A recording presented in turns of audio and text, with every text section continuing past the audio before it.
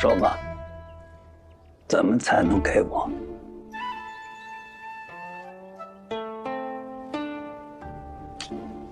不是给你了吗？我说的是暗格那把钥匙。治世的时候都交了。交了就交了吧。去哪儿啊？回内业局，政务入库。你起码得让我看看上面写的是什么吧。你治世了，看不得。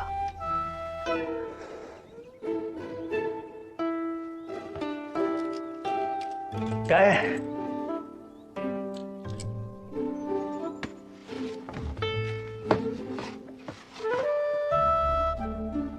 鬼丫头，又耍我呀！怎么能说是耍呢？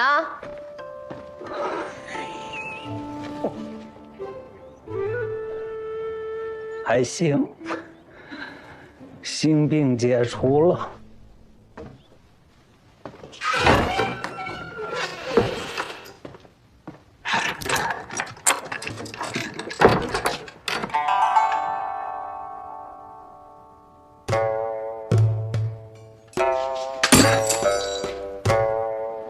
老鬼头，太史丞。这香囊怎么在你手里？王才女先前掉在脚房司的，被人捡到了。香囊丢了，娘子急得很。我们快把整个寒凉殿都翻过来也没找到，就为了这个香囊，娘子第一次对我们说了重话。你们是否知道这香囊里装过什么吗？娘子没说过。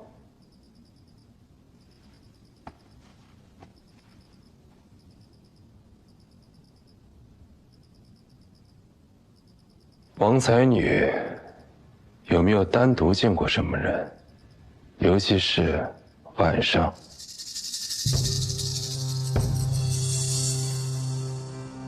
虽然娘子不受宠，但身边也是不能没有人的。娘子没有独处的时间，除了娘子诵经的时候。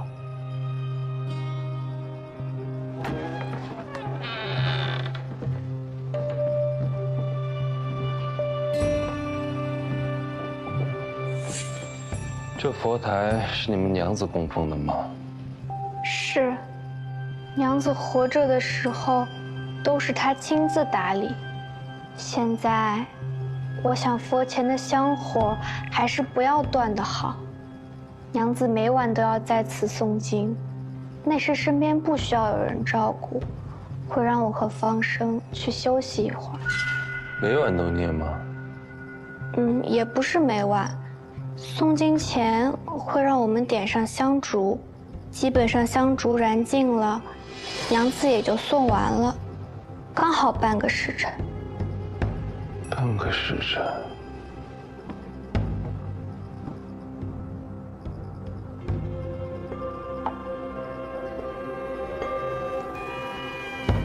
这不是普通的香烛，而是酥油做的长明灯。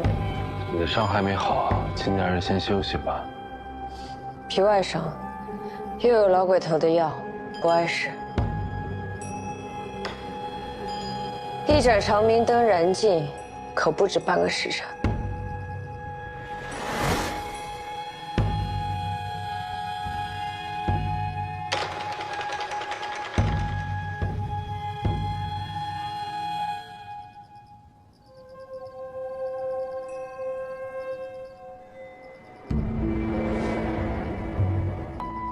娘子诵经居然要1个多时辰，没觉得过了这么久啊。人忙里偷闲，自然会觉得时间过得快一些。王才女应该就是趁着1个多时辰的时间，独自离开寒凉殿的。如此，时间有了，接下来就要去找地点和人。 1个多时辰的时间，若想幽会，往返9城，应该是在半个时辰之内。寒凉殿已经是宫里最东南边的宫殿了，我们往西和北去找。北边是花园，圣上嫔妃们都喜去那里游玩，应该不是。那我们往西找。嗯。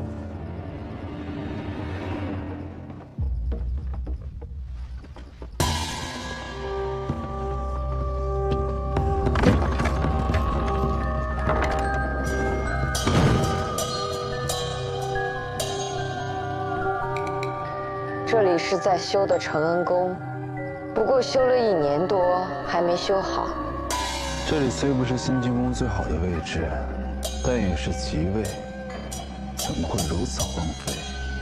看来这承恩宫被废弃确实有些古怪。不过这无人敢靠近的废弃宫殿，是不是私会的好去处呢？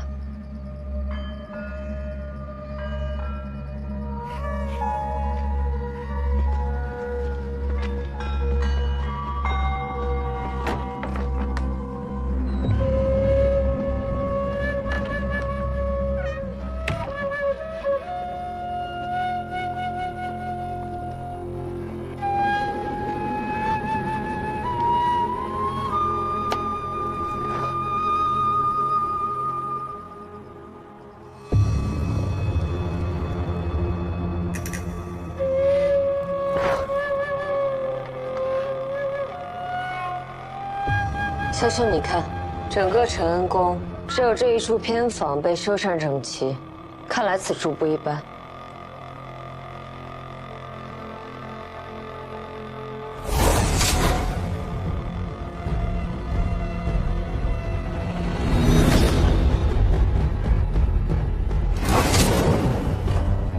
这里应该是最近才被清空的，但有些奇怪。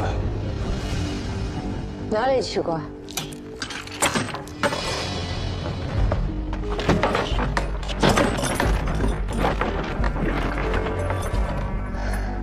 你将房门反锁也无用，想在宫中杀人灭口，实在是痴心妄想。请仙主好好享受吧。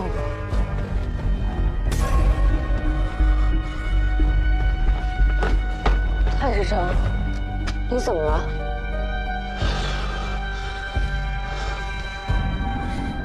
头怎么这么烫？屋子有问题。哪里有问题？蜡烛。有迷烟。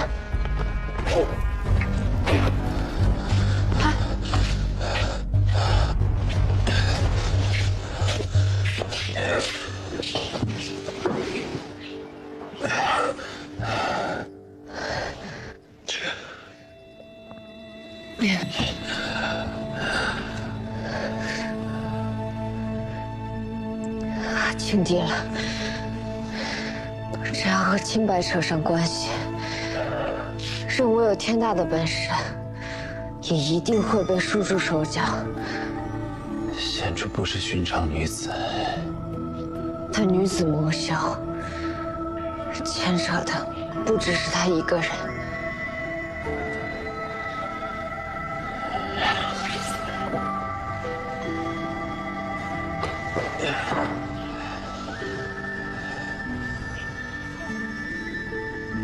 仙主将我捆起来，他们便无谣言可造。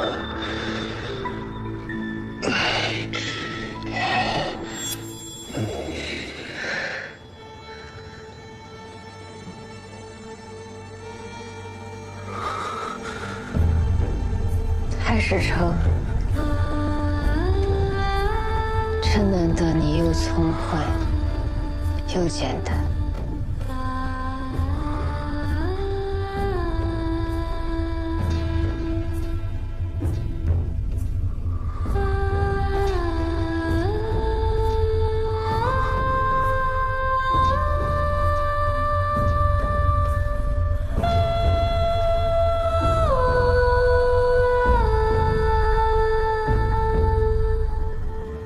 屋子。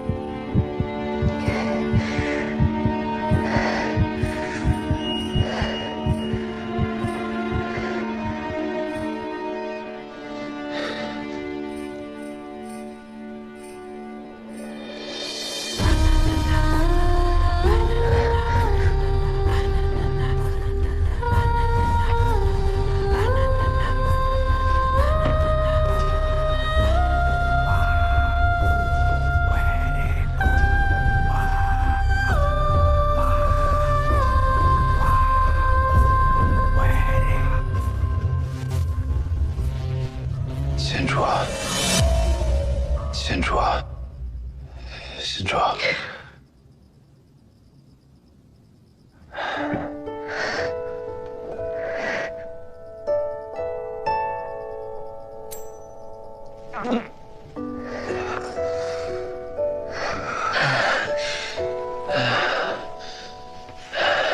好热。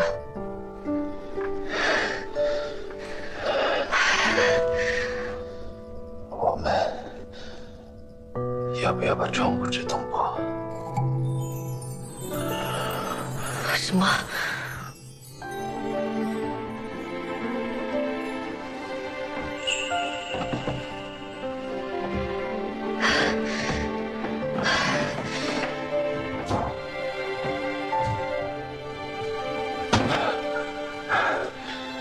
仙主，快来帮忙！别死掉，你会好些。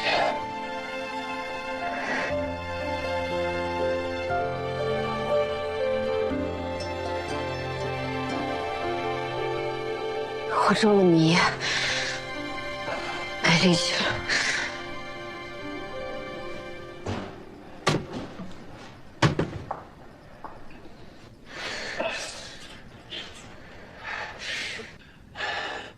仙主，快过来！通风之后会好很多。我扶仙主过来。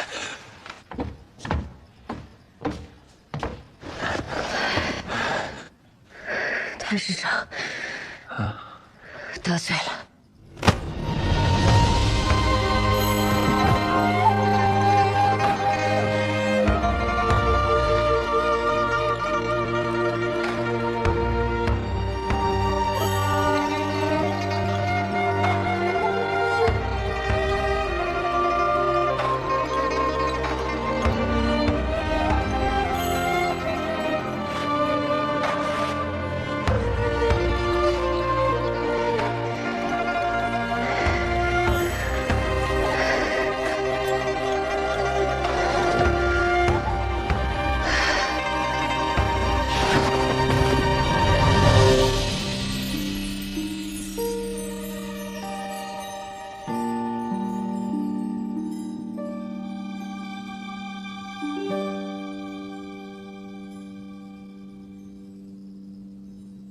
昨天晚上就在承恩宫，一推开门就看到县主啊和太师成倒在床上一丝不挂，连大头的刘内侍都吓坏了。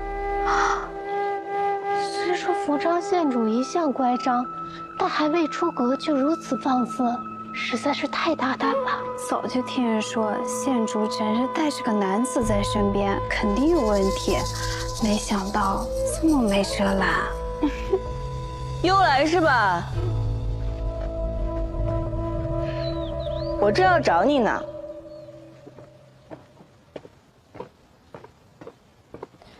找我啊？有人托我带话给你。南角门的金吾卫说，你的心意他知道了，但他已有婚约，实在是不能接受你的情谊。你给他的帕子他也丢掉了，让你以后别再这样做了。心意，帕子，你在说什么？什么金吾卫？什么死帕？哦，对了，他还说让你以后别趁着值夜班的时候偷溜出去，万一这要是被人看到了，不好的。胡胡说八道，是哪个胡人在造谣啊？你是淑妃宫里新来的幽兰吧？帕子上绣着个兰花。是。那就没错了。我提醒你一句啊，以后行事低调一些，万一被人告到淑妃那里，你是要被赶出去的。要被赶出去？快走！你到底在说什么？我什么都没有做，为什么要被赶出去啊？你不是喜欢造谣吗？送你也当一次主角。你。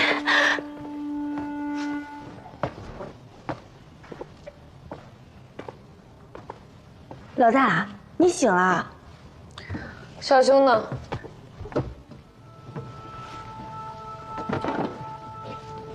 都什么时候了，还惦记太史城呢？被送回萧府了。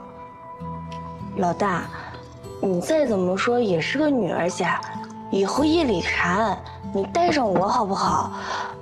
孤男寡女独处一室，再怎么说传出去也不好听啊。我查案被人暗算了，我当然知道了，但是别人不管那么多的。皇家秘辛，当然是说的越刺激越离谱越好了。我听听有多离谱。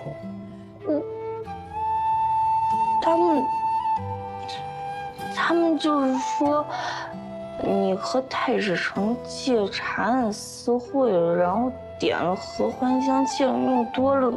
哎，我不想听他们这么说你。我要是那么在意旁人怎么说，还活得成吗？只要你相信我就好了。我当然信你了，一群长舌，无聊至极。怎么找到我的？一个内侍说在长宫听到了怪声，还看到了鬼火，非得说闹鬼了。之前寒凉殿那案子闹得宫里人心惶惶的，那个内侍就和一队禁卫卫去把长安宫里里外外搜了个遍，然后在最里边那个房间看到了你和太史城。那岂不是传得人尽皆知？是啊，那就好。那就好。老大，你故意的？对啊，动静闹大了，那人才能光明正大的来打探消息。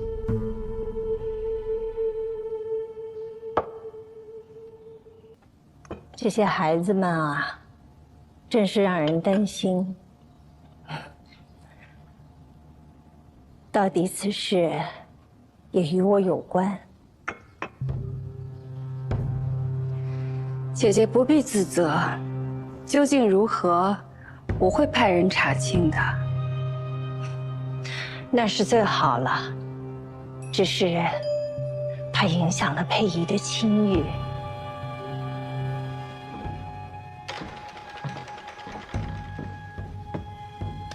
娘子万安，韦贤妃万安。佩仪，快过来。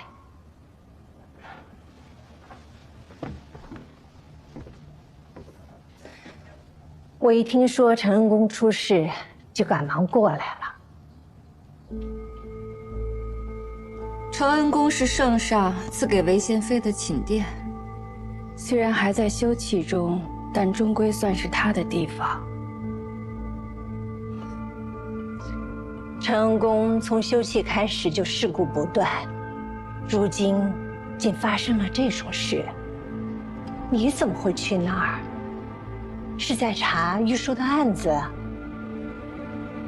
我们查到他在宫中与人有私，幽会之处就在承恩宫。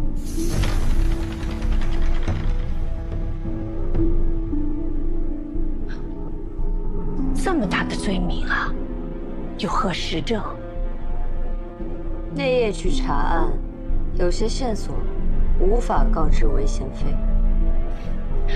我就说啊，这陈恩公风水有问题，我必得向圣上恳请，不如就推倒重新建算了。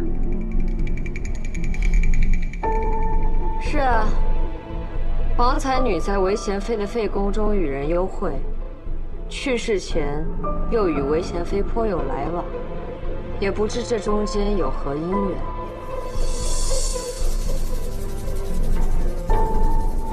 佩仪，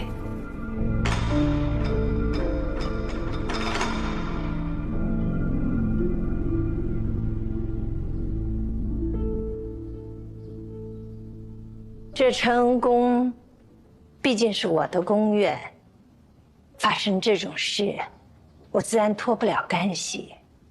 佩仪若要查我，我自会知无不言。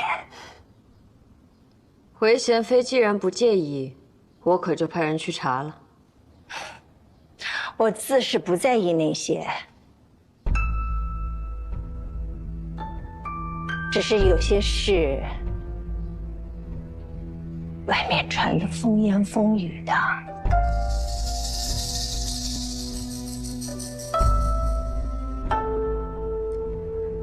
什么？都是那些宫人乱传的。韦贤妃但说无妨。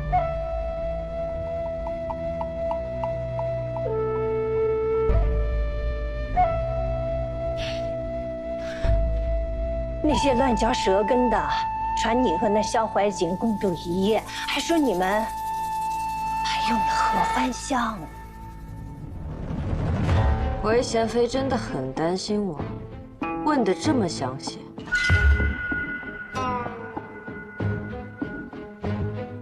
敢在我和姐姐的院子里嚼舌根，不想要脑袋了是吧？妹妹息怒，我也是关心则乱，实属是我多事了，岂无牵连旁人。只是眼下要紧的是佩仪的名声，不能任人再传下去了。姐姐觉得应当如何？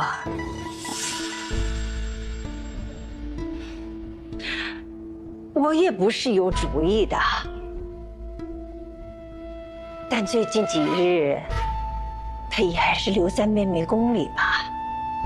闹出这种事，就别再抛头露面，引人非议。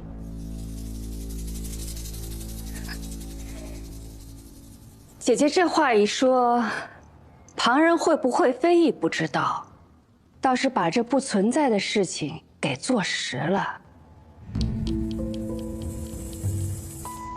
这孩子虽不是我亲生的，但是我一手带大。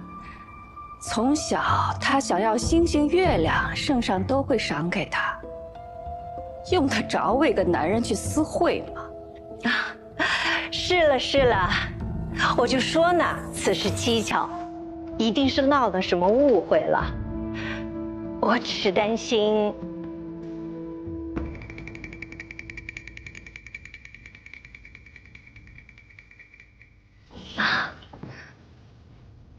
看到佩仪没事啊，我就放心了。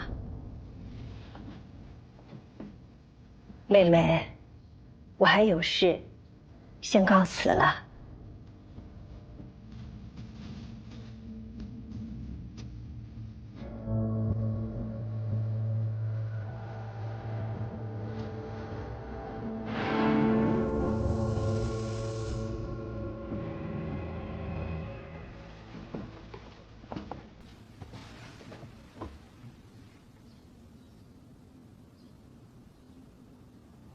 多谢娘子帮我撑腰。你呀，平日里怎么胡闹都行，如今闹出这种事，你想如何收场？有人知道我们会查到承恩宫，故意下了迷药。到底出事了没有啊？当然没有。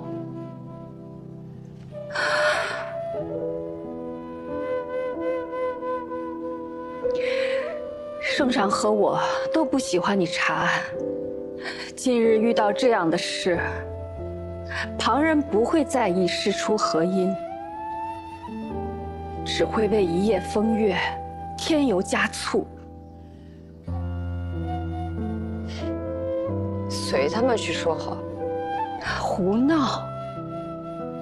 你可是李家的女儿，这不是你一个人的事，事关皇家的颜面，可不是你服个软撒个娇就能解决的。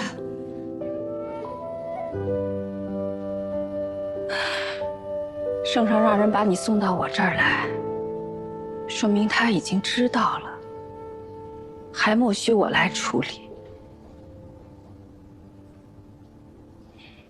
我若处理不好，圣上就要亲自出面了。娘子打算如何处理？我去求圣上，给你和萧怀瑾赐婚。我知道你不愿意，可也没有旁的办法了。赐婚之后，我就可以和太史丞一起查案吗？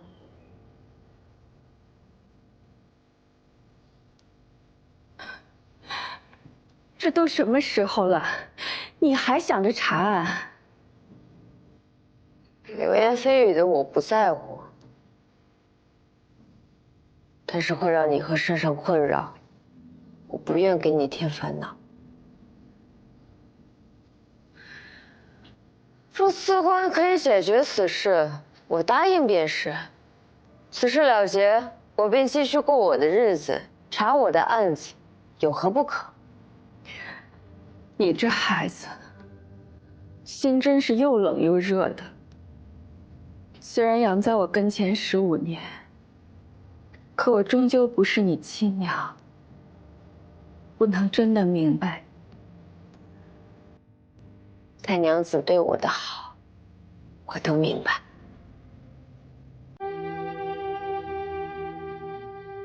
我会去和圣上商量赐婚的事，甚至其实，你去忙吧。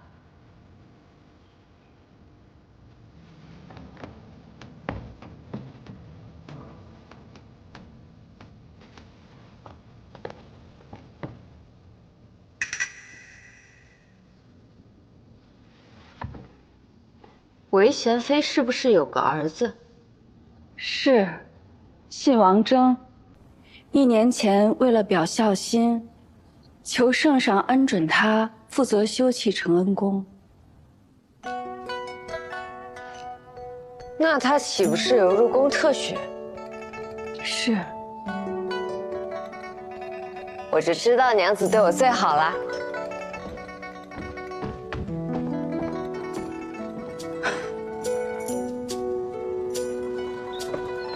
县主，怎么样？去查信王，与玉书暗中见面之人，很可能就是他。我是问你和太史丞怎么样了？解决了。淑妃说要给我们赐婚。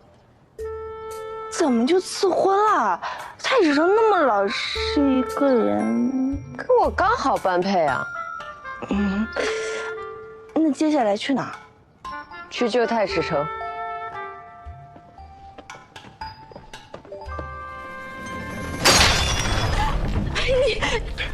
我早就告诉过你，让你离李佩仪远一点，你非但不听，如今还传出这种事情，你让我们萧家的颜面往哪放？我们只是奉命查案，遭人陷害。我身为男子，此时要考虑的是维护县主清誉，实在无心顾及萧家的脸面。那李佩仪是什么人？你为什么非要跟他纠缠不清？我也想知道李佩仪到底是什么人，能让父亲如此忌惮。我是怕你把自己的性命搭上还不够，还要我们整个萧家给你陪葬。我说我们是被人陷害的，你信不信？我说我们清清白白的，你信不信？我信不信有什么用？那些工人内侍信吗？满朝文我信吗？世上信吗？为何要用这种手段陷害你？就是因为这种事，但凡能捕风捉影，于你就是弥天大罪。你做过什么不重要，圣上以为你做过什么才重要。那我便去向圣上解释清楚。圣上若不信呢？那我便先问过县主，若他同意，我便求圣上赐婚；若他不同意，我便以死证明他的清白。你敢！怀瑾，我有何不敢？你这个逆子！别说了，我干脆直接杀了你，免得你出去殃及全家。别再说了，别再说了。既然父亲看我为撒野，我走便是。来人，把他给我拦住！许他离开萧府一步。是。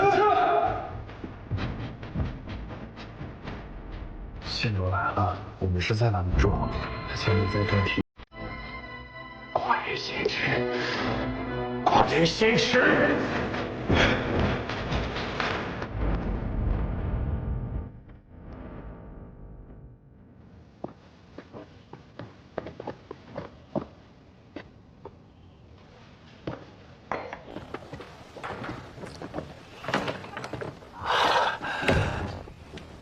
县主怎么会到我府上来？案子还未了结，来找我的搭档一起断案去。小儿抱恙未愈，需告假一些时日休养身体。我去看看他。小儿有病在身，不便见人。我颇懂医术，刚好可以为太史丞诊治。县主，你到底知不知道自己现在是何处境啊？那风言风语已传遍朝野，县主为何还不避嫌？若让人知道你出现在我萧府，县主置皇家颜面于何地？又要我萧家如何自处啊？萧太傅无需担心，淑妃娘子已经决定禀告圣上，为我和太史丞赐婚。这样我们既不用避嫌，萧家也可以安然自处了。县主虽历来无所顾忌，但婚姻大事岂可如此随意？太傅是对我不满意，还是对我家事不满意？县主只是欲加之罪，何患无辞？原来萧太傅也懂这个道理。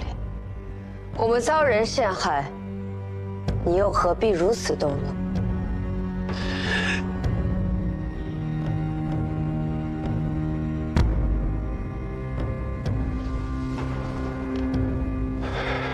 老臣求县主高抬贵手，放过怀瑾，放过我们萧家。那现在萧太傅是有求于我了，那我们可以好好谈谈。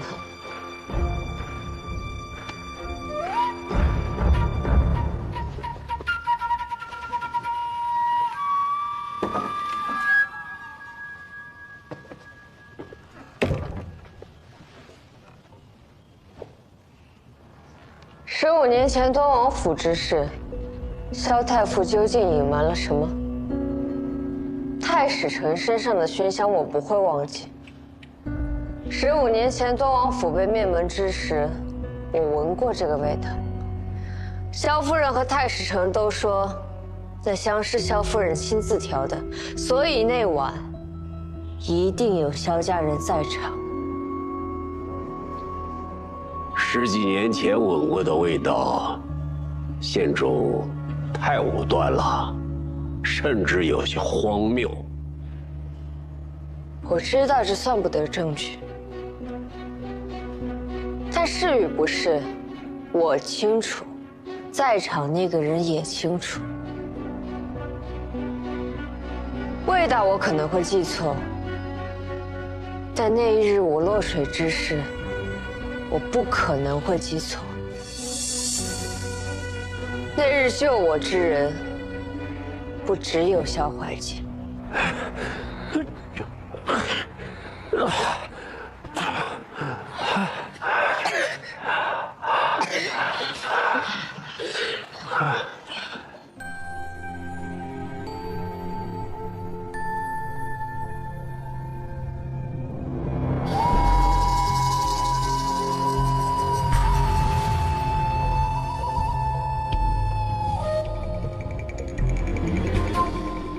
我幼时经历过太多事，失去了很多记忆，但遇到太史城之后，那些碎片被一片片、一点点拼凑起来，我竟然想起来一些了。说起来，萧太傅还是我的救命恩人呢。你想说什么？我想说关于落水获救。太史城和淑妃娘子告诉我的，都是与事实截然不同的故事。太史城当时年幼，我不知他是记忆模糊还是故意隐瞒，但我知道萧太傅一定知道什么，为了某些目的而隐瞒了真相。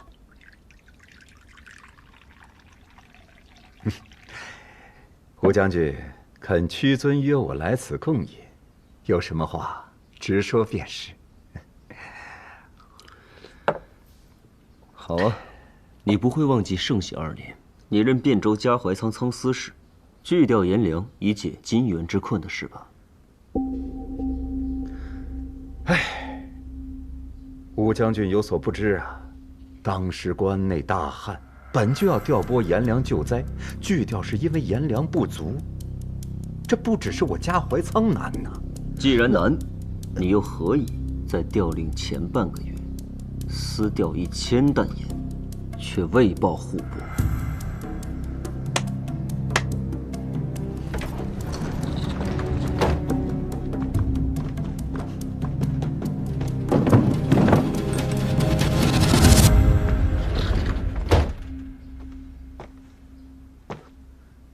吴将军，你无权调阅各仓部书，私调部书是重罪。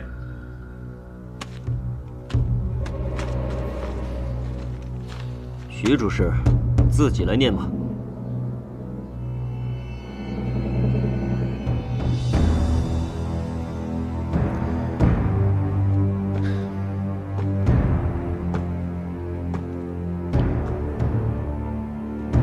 这可是武将军非要听的。好。圣禧2年腊月初3，着调盐350担，赐威王李显，以奖其平叛之功，不入户。腊月26，着调盐500担，交李宗旭转卖，所得银两入国库，不报户部。另有150担。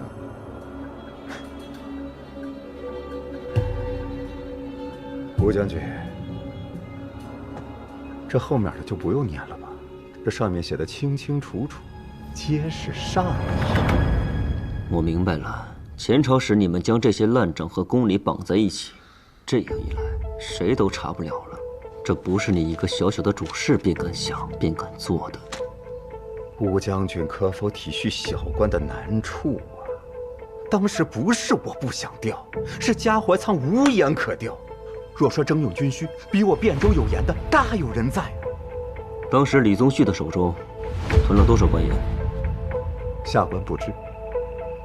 武将军若想知道，不妨亲自去问。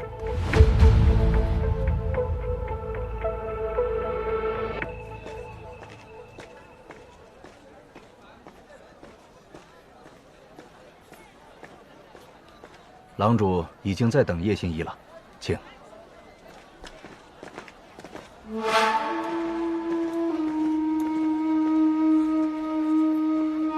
将军，我们还进吗？不去了，走。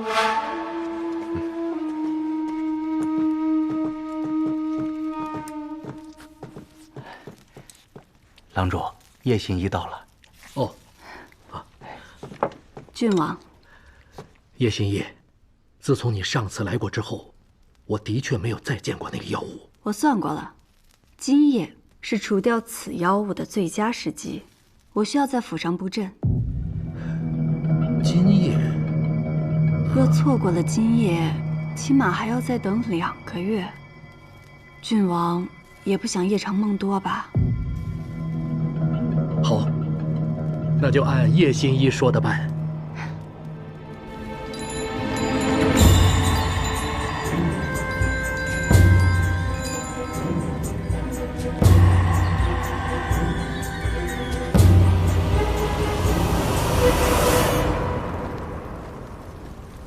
李管家，待会儿我会在这里布阵，天亮之前不许任何人靠近这里，否则阵法便会失效。明白，我这就去吩咐府中的下人。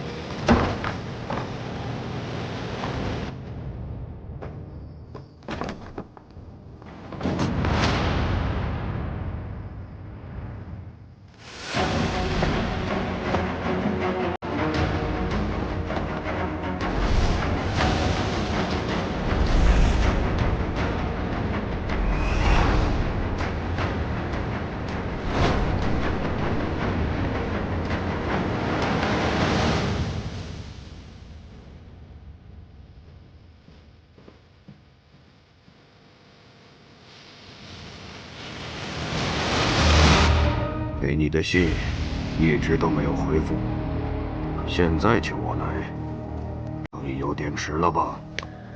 你对圣都还是不够了解，这儿处处是眼线，自落入他人之手便是铁证，只有面对面交谈才是最稳妥的。那你是愿意与我们合作，将盐低于市价30%卖给我们喽？盐的事好说，就是驸马这个事，你大可开出条件。你是想让我们选李氏为驸马？恰恰相反，在圣上心里，我们李氏宗亲记挂前朝，犹如悬头之石。李氏成为驸马，若战事再起，你们能牵制于他吗？圣皇的心思，还得你们自己人来猜呀。我有一个好人选，武安康。若武安康成为驸马，你们不仅能带走一员大将，将来让他做人质，圣上还是要掂量掂量的。这件事你大可不必担心，我们的公主本就喜欢那位武将军。好啊，我与硕丹的朋友甚为投契啊。既然我们是朋友，我还是要提醒你一句：圣都危机四伏，万万不可大意。危机？我们是奔着和亲来，难道还有人敢在我们头上动土不成？现如今有很多官员都是凭着当年的战功得到的官职，那可是眼睁睁地看着自己手足兄弟死在战场上，心存私怨呢，未必想化干戈为玉帛。你还是多留个心吧。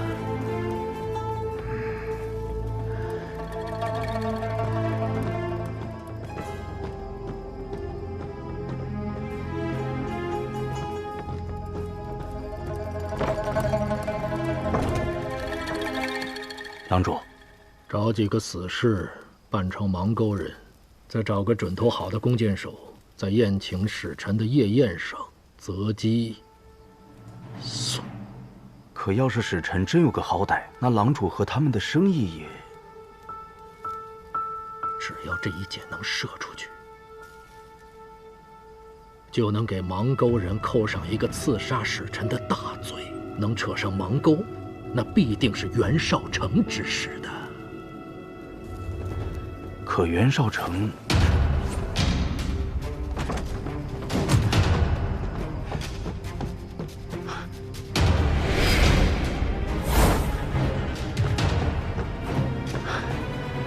郎主，并无异常。走，去看一下叶新一。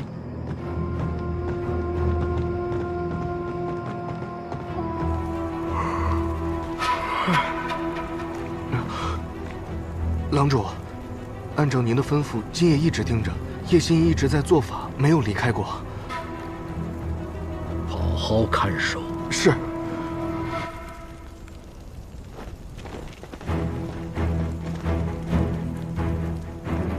我从鸿胪客馆打探到，硕丹使臣郝吉今夜要去琅琊郡王府。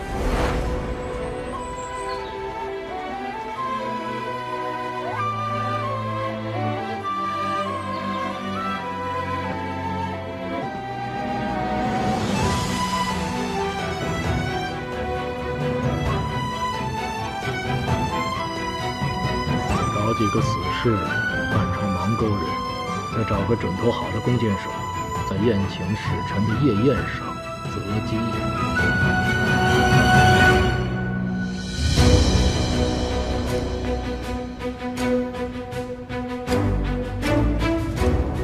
硕丹使臣阿普纳郝吉向圣皇献至宝无尘珠，另备良马2000，牛羊5000，望迎大封驸马共结姻亲，修100年和平，再无战事。硕丹既有意结秦晋之好，我朝亦以盛礼相待。局着鸿胪寺有司3日后筹办迎使夜宴，结千秋之和。陛下，琅琊郡王李宗旭自请筹措此宴。他既为宗亲，其子钱肇亦在驸马人选之列，能有此心，也不失为好事。琅琊郡王欲为夜宴亲力亲为，必不会让朕失望。准奏。谢陛下。再奏圣皇，请允准武安康将军为驸马，前往硕丹和亲。武安康乃大封将军，常年镇守边陲，怎么可以做驸马呢？大封既然真心与硕丹修好，边陲又何须再留旧将镇守？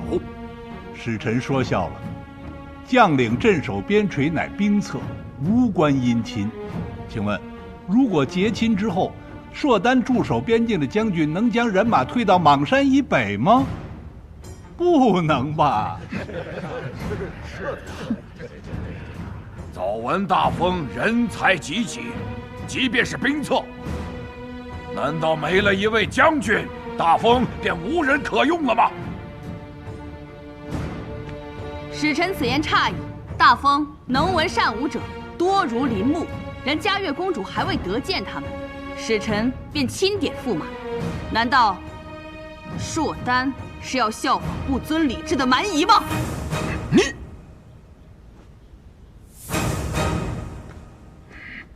圣皇，其实这是我的心愿，我求了阿塔许久，他才准我跟来，就是想来看看你。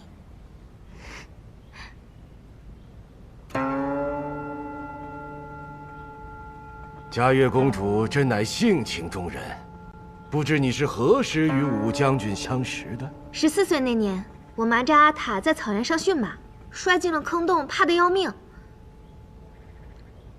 直到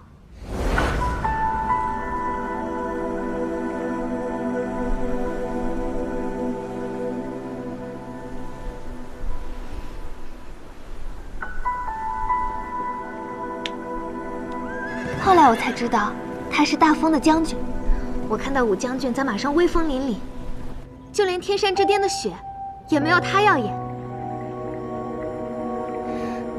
圣皇，我不想要别人，就想要他。既有如此缘分，嘉悦又重情义，朕岂能不成人之美？可礼制不可废。大封宗室好男儿众多，我记得纯阳王武良臣德才兼备，形貌俊美，嘉悦不妨一见。夜宴上就让各宗亲拟选驸马一并出席吧。康平王，你说呢？